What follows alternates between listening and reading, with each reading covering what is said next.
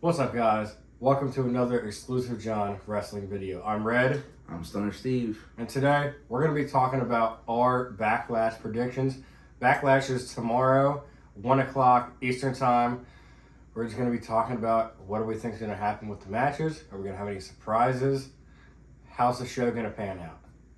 So today we're going to start actually with the Triple Threat Championship match. We've got Bayley, Naomi, Tiffany Stratton. Who do you got? Me personally, I'm thinking Bayley is going to retain her title in this one. Reason for that, Bayley just won this title at WrestleMania.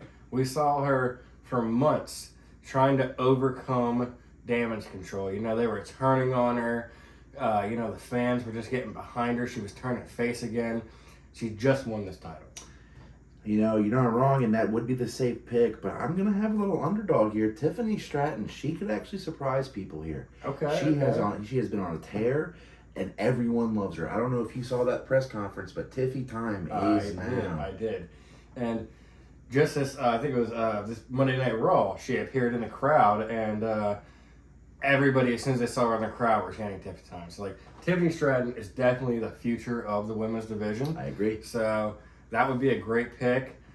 I'm going to stick with Bayley, though. I think she's going to retain her championship. I think the match is going to be pretty good, though, you know. And Naomi, too. We can't count out Naomi, you know. I mean, at the end of the day, you got Bayley. I think she will actually end up winning the match, but Naomi is a seasoned vet. She took some time away, and she has proven herself to come back even better. Mm-hmm. And Tiffany's an up-and-coming star. This match will be a banger. So, final pick. Who do you got? You said Bayley. You got Bayley or you got Tiffany? I think I'm going to have to go with the safe bet here. Bayley will retain. She's got something to prove. It's going to be Bayley. I'm going to agree with you, but I do think the match itself is going to be pretty amazing. Those three women are going to put on a banger. Oh, yeah. So what do we got next on the card? Next, we have Randy Orton and Kevin Owens versus Tama Tonga and Solo Sikoa, part of the Bloodline. Who do you got? Now, this match, I'm going to have to go with the Bloodline.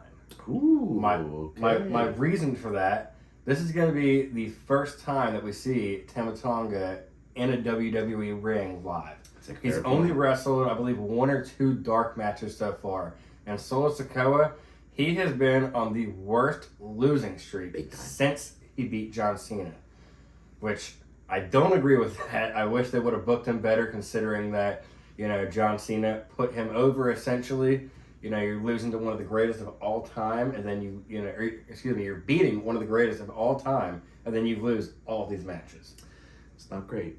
It's not great at all. So I'm thinking it's going to be a good match, very back and forth, but I do think that the Bloodline, I think they're going to try to pull some strings to win this. Do you see some interference here? Is there going to be a little trickery going on by Paul Heyman pulling the strings? I don't believe that Paul Heyman will be involved in this match at all. Wow. I say that because I can see that. Paul Heyman has not really been aligned with Tama Tonga or Solo Sikoa since Roman left. We saw on SmackDown last night that he has not talked to Roman since WrestleMania. And if you've watched through the previous weeks, we've also saw that they're not treating Paul Heyman as Roman would. They're not treating him with respect. Surprised he's not growing more gray hairs. This is true. So my final prediction for this is going to be that the Bloodline wins this match, but I do think there is some kind of interference. Now, there is a rumor of Jacob Fatu debuting at Backlash. Now, they thought it was going to be on the Friday Night SmackDown. We had the draft. That didn't happen. We didn't see him. So I think Backlash is probably the next best place. Have him come in, interfere, take out Randy and KO. Maybe the ref gets knocked down or something like that, and then we see the Bloodline stand victorious. Paul Heyman a little worried as a new Bloodline is forming, and Roman has no idea about it. What do you think?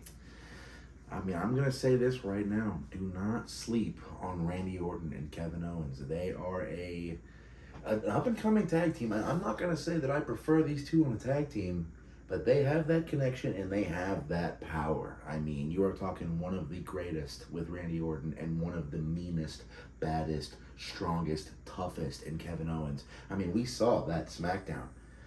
Kevin Owens is bloodied and he was still fighting. This is true.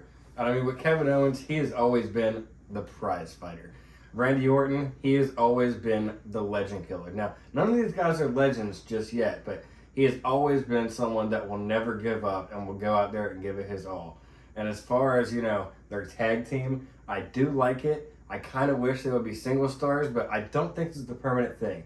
If you look at the storyline they've been telling us for the past few months, both of these men have issues with the bloodline. Oh, yeah. It dates back far beyond a year. I mean, when Randy, he got injured, he was out for quite some time because of the bloodline. He was out for quite some time because of the bloodline. You look at Kevin Owens and everything he went through with Sammy when Sammy was, honorary Uce and everything like that.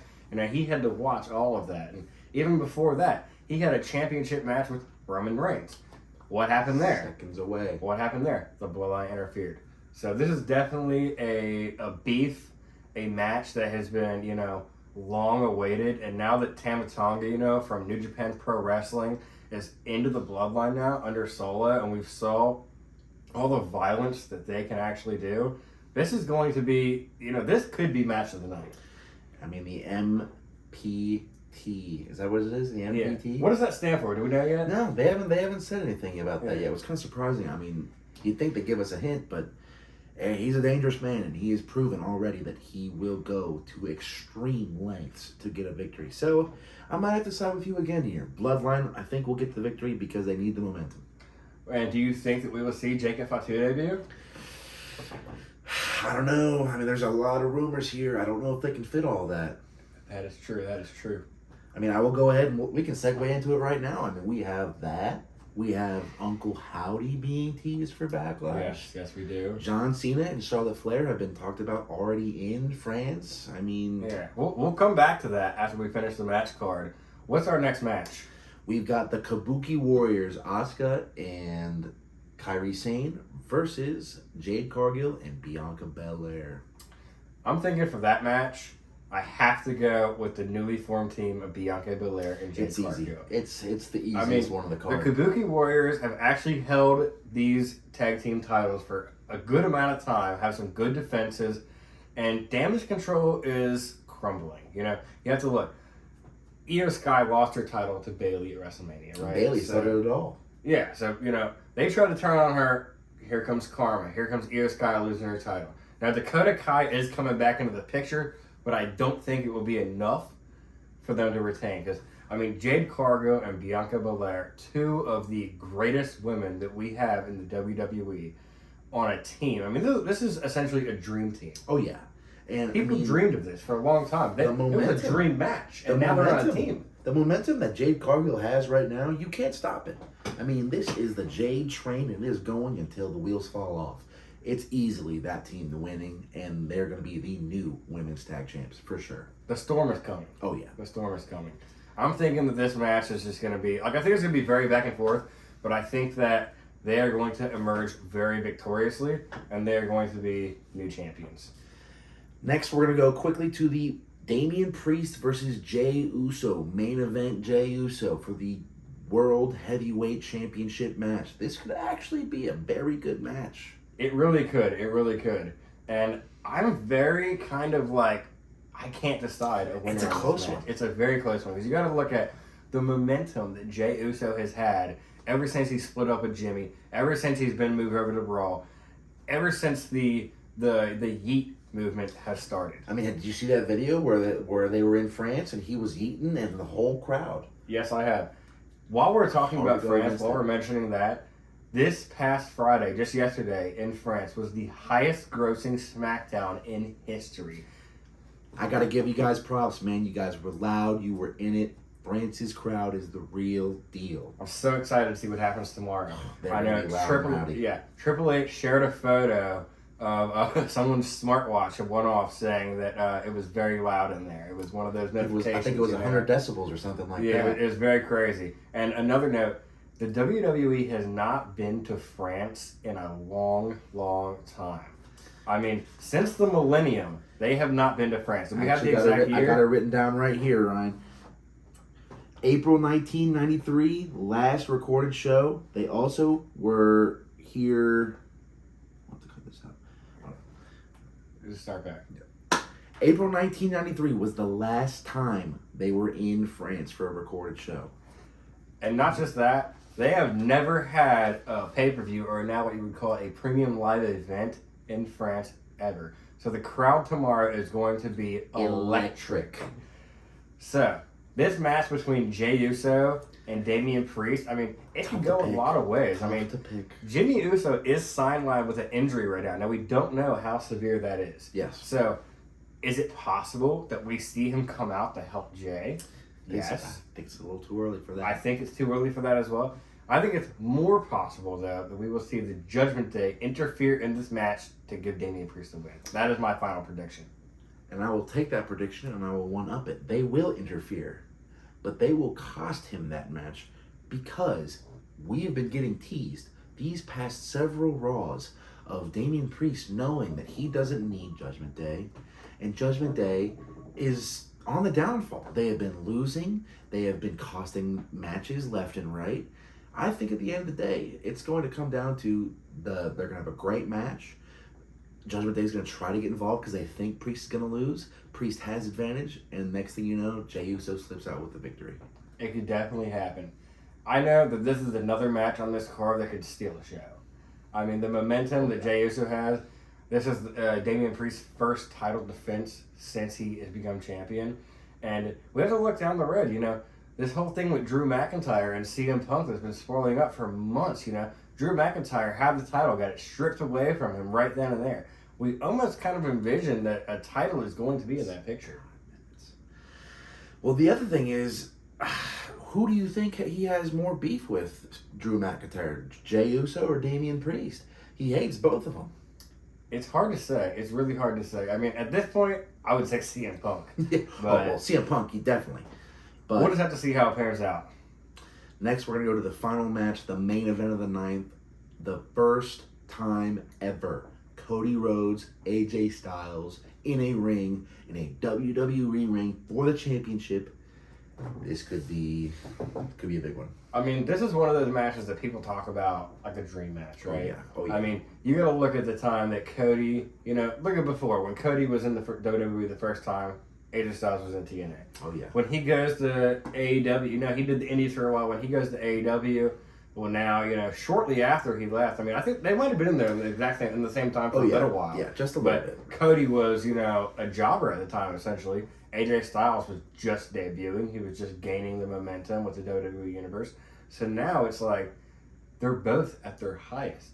And AJ Styles is in the best shape of his life. Man, he looks incredible. Shout out those cold plunges, man. They are the real deal. Yeah, I mean, he's been training hard. I mean, and Cody Rhodes, we met Cody Rhodes, as you guys probably saw on our Instagram last Friday. Signed this autographed Wheatley bottle. Shout out to Wheatley Vodka, no sponsor. But hey, he deserves it. He is just he's a great person. He was just the energy there. He was just so amazing. He's so happy to be the champion. I have to go with Cody Rhodes. He's not losing this title on his first defense. There's no way. It'll be a good, hard-fought battle, but at the end of the day, it's Cody Rhodes. It has to be. His story is not over anytime soon. It's just beginning. I mean, there's so many more dream matches that we can have with Cody Rhodes. I mean, you don't have somebody beat the tribal chief, the head of the table, Roman Reigns, for no reason. You just don't do it. Cody Rhodes is going to have this title, and I honestly don't know who can take this title off of him. I'm thinking that the rivalry that's going to do it is going to be either a Roman return rematch or it's going to be the final boss, The Rock. Don't sleep on Randy Orton here. Randy Orton, too. That is another one. He's a dark horse there. That is another feud that we are just waiting to light fire under from back in the day. Oh, yeah. So I think now we have to talk about, this video has gone a little bit long, but I want you guys to stay in because now we have to talk about the rumors the meat and that potatoes are circulating for the surprises that we could have at Backlash tomorrow. So number one is going to be Uncle Howdy, a.k.a. Bo Dallas. The teasers have been popping off the past several weeks. We have gotten this final one, which was actually a preview towards this SmackDown this past Friday, and there was a crazy video that... Man. We posted it on our Instagram. You can check it out, but this was probably the most compelling video yet. I mean, you look at all of these vignettes, videos, whatever you want to call them, these clues, these teases, and all of them lead back to Bray Wyatt's legacy. We're talking about when Bray Wyatt returned at Extreme Rules, and we saw the Firefly Funhouse characters come to life. There were these stories circulating, right? They talked about a Wyatt 6, a new Wyatt family being reborn. And unfortunately, Bray Wyatt passed way before we could get any of this. One of the greatest minds that WWE has ever seen. May God rest his soul. Rest in peace. I really hope that we get to kind of experience this again through his real life brother. What are you thinking? Well, I think that it's going to be a big announcement, and it could be Backlash. They could wait, but there has been that one specific URL teaser. There was a lot of people struggling on how to decipher that, but there was one person that found out that each letter of that URL kind of had the beginning of each name of who is rumored. We'll go down the list. Uncle Howdy, Eric Rowan, Dexter Lumis, Nikki Cross, Joe Gacy, Alexa Bliss, and even others like Braun Strowman and Matt Hardy are rumored to be along the ride. So we know for sure that Bo Dallas, Uncle Howdy, is the leader of this new stable, this faction. He said in these videos, like, we are not alone. I saved them, I didn't fix them. Bo leave. Exactly. I didn't fix them. I saved them, I brought them. I embrace them for who they were, who they are. So Eric Rowan was just announced the other day, reported by PW Insider, I believe it was. Yes, it was. We ended up posting it that he had just signed a contract with the WWE. Now, we don't know the extent of the contract or the details or exactly the date he signed, but it is pretty much confirmed that he has signed on.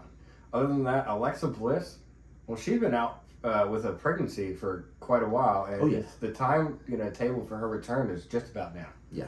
Nikki Cross. I mean, when was the last time we saw Nikki Cross on television? They were doing a lot of behind the scenes, walking aimlessly, but other than that, it's been a while.